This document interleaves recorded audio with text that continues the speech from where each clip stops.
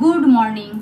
आज के शुक्रवार बाजे 12টা এখন গুড মর্নিং বলছি। আজকে উঠেছি অনেক সকালে, সকালবেলায় উঠে সমস্ত কাজকর্ম সারলাম। কাজকর্ম সেরে তারপরে ব্রেকফাস্টও করে নিয়েছি। ব্রেকফাস্ট একদম আজকে আমি আমার যা ফেভারিট খাবার সেইটাই আমি ব্রেকফাস্ট করেছি, মুড়ি আর চানাচুর। মুড়ি চানাচুর শসা দিয়ে একটা ব্রেকফাস্ট করে নিয়েছি। ছেলেকে রুটি করে দিয়েছিলাম, ছেলে রুটি দিয়ে মিষ্টি দিয়ে আর জেলি দিয়ে, যেটা আমি বাড়িতে বানিয়েছিলাম সেটা অবশেষ একটুখানি ছিল, তো আজকে ওকে একটা রুটি করে দিলাম, রুটি দিয়ে ওই দিয়ে খেয়ে দিল। তো এই হলো ব্রেকফাস্ট। তারপর সঞ্জয় এলো, সঞ্জয় আর আমি মুড়ি খেয়ে নিলাম। আজকে ও এলো বাজার থেকে, আজকে নিয়ে এসছে কাজলি মাছ নিয়ে এলো বাজার থেকে। তো কাজলি মাছগুলো আমি আমার টোয়া হয়ে গেছে, পরিষ্কার করে ধুয়ে টুয়ে রেখে দিয়ে এলাম।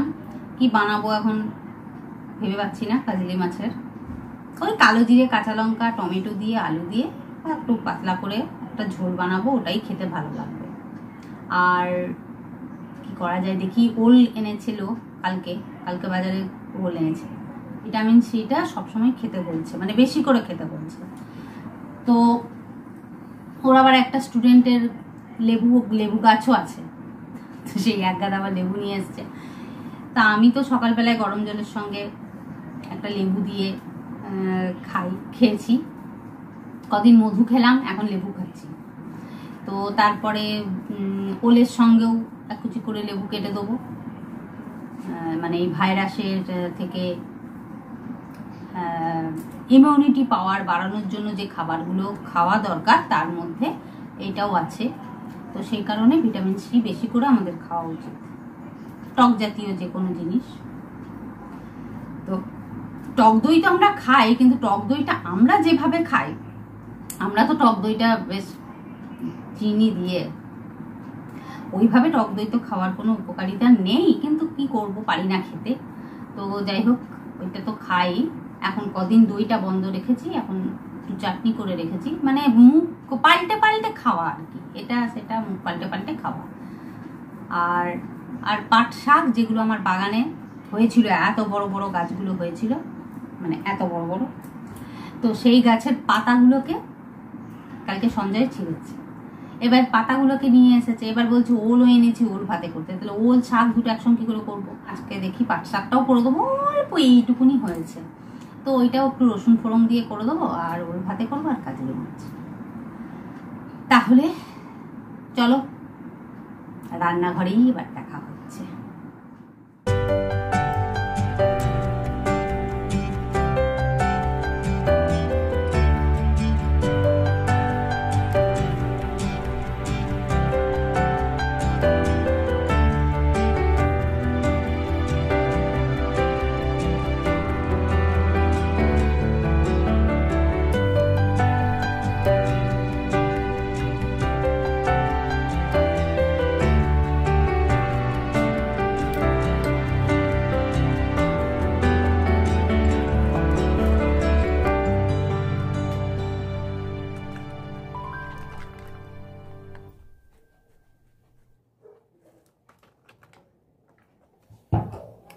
আমি ওলের কোপ্তা বানাবো, সেই জন্য ওলটাকে ভালো করে সেদ্ধ করে নিয়েছি।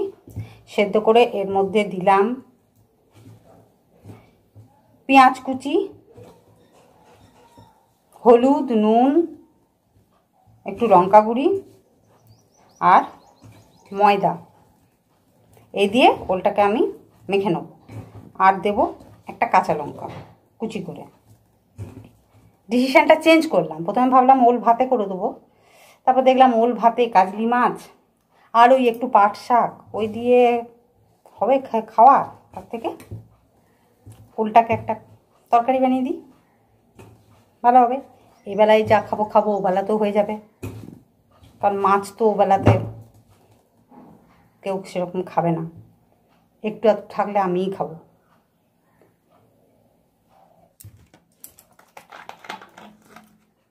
এতে একটা কাঁচা লঙ্কা দিলাম,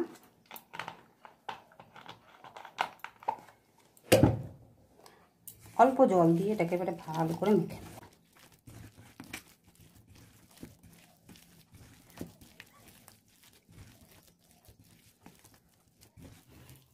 মুখ ধোয়ার ওখানে থেকে না এক বালতি মনে করে জল ভর তোর বালতিটাতে দিয়ে একটু ওই বাইরের রোদটাতে দিয়ে দে তো, তোর বালতিটাতে কিন্তু বাইরের রোদটাতে দিয়ে ফটাস করে চান করিয়ে দিতে পারবো একটু গরম হয়ে। ওই যে নীল গামলার নিচে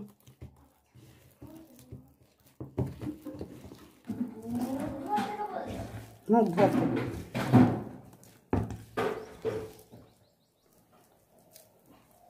এবার এমনি গোল গোল করে নেব।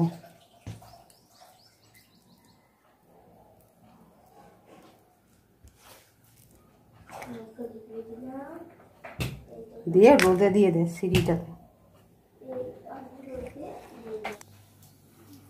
কড়াইয়ে তেল দিয়েছি, একটু বেশি করেই তেল দিতে হবে যাতে এগুলো ঠিকঠাক করে ভাজা যায়। গরম হলে বড়াগুলো একটা একটা করে ছেড়ে দেবো।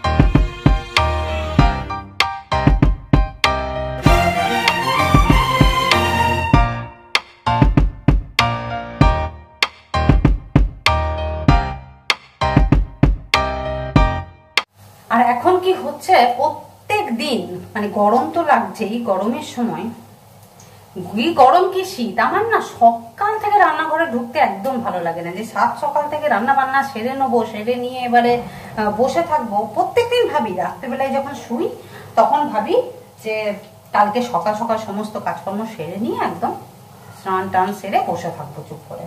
কিন্তু সকাল হওয়ার পরে অ্যাজ ইউ অ্যাজ ওই এক ঘটনা আমার সঙ্গে ঘটতে থাকে। ভাত বসাবো মানে একটা হিজি বিজি মানে একটা বিতিকিচ্ছিরি মানে সিচুয়েশন হয়ে যায়। আর এখন বাজছে 1:10। 1 ঘন্টা আগে আমি ব্লগটা স্টার্ট করেছিলাম 11:15টার সময়। এবারে ডিসিশন চেঞ্জ করলাম যে ওলটা ভেবেছিলাম ওল ভাতে পাট শাক আর ওই কাজলি মাছ করে দেবো, কিন্তু আবার ডিসিশন চেঞ্জ করে নিলাম, দিয়ে করলাম ওলের কোপ্তা। এবার ওলের কোপ্তা বানানোর জন্য এবার তার জোগাড়যন্ত্রী করার জন্য আমাকে এক্সট্রা টাইম দিতে হবে। এরপর হয়ে যাবে আমার না 1:30টা বেজে গেলে মনে হয় অনেক বেলা হয়ে গেছে। 1:30টার মধ্যে আমাকে কিন্তু সবকিছু সারতেই হবে। 1:30টার পর আমার রান্নাঘরে আমার ভালো লাগে না থাকতে। আর আমাদের খেতে খেতে সব থেকে বড় কথা কি, যতই তাড়াতাড়ি রান্না করো আর যাই করো, সেই খেতে খেতে বাজবে 2:30 পৌনে 3টে। সঞ্জয় এটা সেটা কাজ করতে করতে আজকেই তো শুক্রবার একটু এলো বাড়িতে, ভাবলো একটু চুল দাড়ি এসবগুলো কাটবে। চুল কাটার তো এখন তো সেলুনে যায় না, এই লকডাউন থেকে চলছে, আমাকেই চুল কেটে দিতে হয়। আজকেও আমি কেটে দিতাম, কিন্তু একের পর এক এমন একটা ঝামেলা আসছে যে ওকে বারবার বাইরে বেরোতে হচ্ছে। ঠিক আছে, আমার বড়াগুলো তো ভাজা হয়ে গেছে।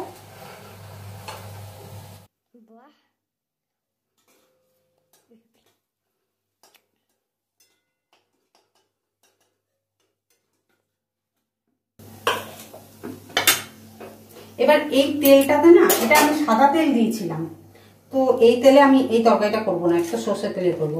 এই তেলে আমি কাজলি মাছগুলো ভেজে নিই।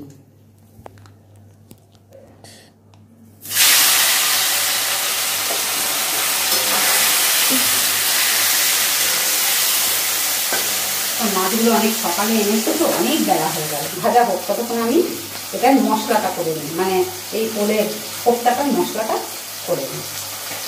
চলো, এখানে আমি মশলা করার জন্য আদা আর টমেটো নিয়ে নিয়েছি, এটা আমি মিক্সিতে পেস্ট করে নিয়ে আসছি।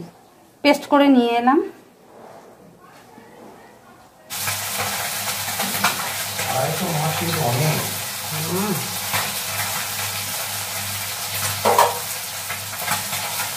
কাজলি মাছটা বাছা হয়ে গেছে, যারা বলে না যে কাজলি মাছ ভাজতে গেলে একদম গলে যায়, দেখো আমার একদম কিন্তু গোটা গোটা মাছ ছিল, প্রত্যেকটা মাছ কিন্তু গোটা গোটা উঠেছে। মাছটাকে কড়াইয়ে একটু তেল বেশি করে দিতে হবে, মাছটাকে কড়াইয়ে দিয়ে আর কোনো নাড়াচাড়া করা চলবে না, এক পিঠ হওয়ার পরে ওটাকে সমেত উল্টে দিতে হবে, তাহলে কাজলি মাছ একটাও ভুলবে না, ঠিকঠাক থাকবে। কাজলি মাছগুলো আমার ভাজা হয়ে গেছে, যেহেতু এটা মাছের কড়াই তাই মাছটাই আমি আগে করে নিচ্ছি।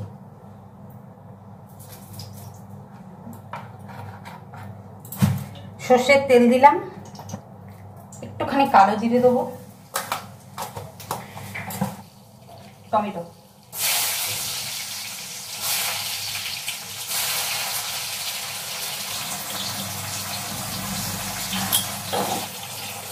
নুন, হলুদ, লঙ্কা গুঁড়ি, ঝাল না খেলে লাল লঙ্কা গুঁড়ি, কাশ্মীরি লঙ্কা গুঁড়ি। আমার কাঁচা লঙ্কার ঝালই আমি খাবো।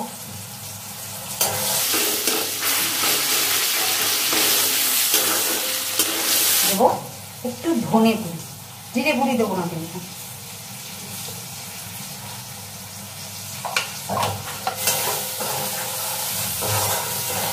জল ঢেলে দেবো।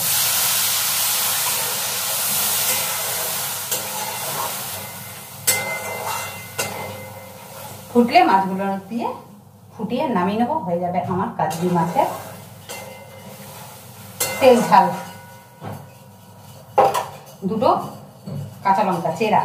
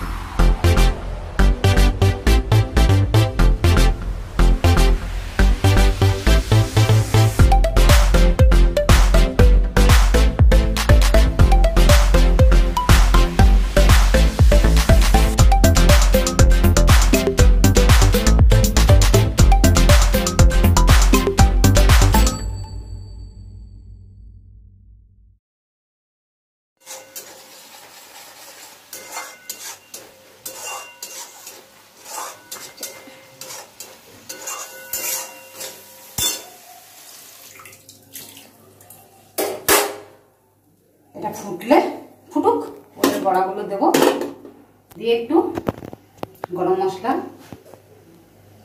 দিয়ে নামিয়ে নেবো।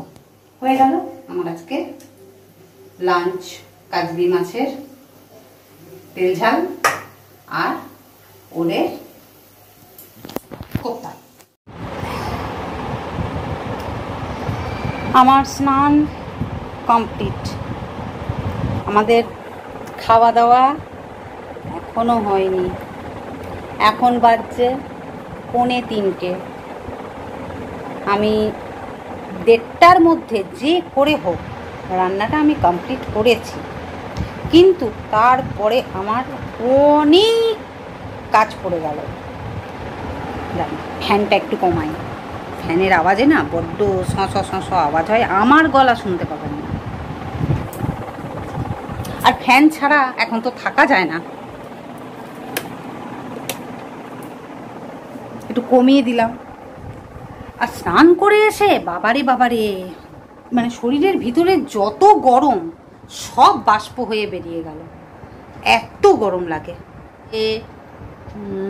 রান্নার পরে যে কিছু বাসন ছিল কড়াই টড়াই, সেগুলোকে আমি একদম স্নান করার আগে মেজে ঘষে রেখে দিলাম। আবার তো সেই জমবে, বারবার বাসন মাজতে ইচ্ছে করে না, তো ওগুলো একেবারে মেজে ধুয়ে রাখলাম। তারপরে রান্নাঘর পরিষ্কার টরিষ্কার করে, তো আজকে বললাম যে সঞ্জয়ের আবার চুল কাটাও, তো সেলুনে এখন চুল কাটতে যাচ্ছে না। ও এমন, ও যে সেলুনে ও চুল কাটতে যায় ও পার্টিকুলারলি একজনের কাছেই চুলটা কাটে, অন্য কেউ যদি ও যদি না থাকে অন্য কারোর কাছে চুল কাটে না, সে এখন আমার কাছে চুল কাটছে। তো কিছু করার নেই, আমি পারি বলেই অবশ্য কেটে দিচ্ছি। আমি যদি না পারতাম তাহলে তো আর হতো না, অন্য ব্যবস্থা করতেই হতো। হ্যাঁ, তো ওর চুল কাটা খুব ঝামেলা, এত চুল হয়, অনেক সময় লাগে। ছেলেরও চুল কাটতে অনেক সময় লাগে, ওরও চুল কাটতে সময় লাগে। তো সেই চুল টুল কেটে তারপরে আমি স্নানে গেলাম। তো সঞ্জয়কে বললাম স্নান করতে যাও, ও আবার এখন গেল কোম্পানির কলে। আমাদের এখানে কোম্পানির কলের জল খাই আমরা, এমনি জল মানে খাওয়া যায় না, তো সেই জল আনতে গেল। তারপরে আমরা লাঞ্চ করব ও এলে। তো আমি ভাবলাম ব্লগটা এখানেই শেষ করে দিই। তাই আজকের মতন আমার এপিসোড এখানেই শেষ করলাম। আমার ভিডিও, আমার ব্লগ যদি ভালো লাগে লাইক করবে, কমেন্ট করবে, আর অবশ্যই সাবস্ক্রাইব করে দেবে যারা নতুন দেখছো, আর বেল আইকনটা প্রেস করে দেবে, প্রেস করে অল নোটিফিকেশানটা অন করে দেবে। তাহলে আমার ভিডিও আপলোড করার সাথে সাথেই তোমাদের কাছে নোটিফিকেশান পৌঁছে যাবে। ওকে, আজকের মতো টাটা।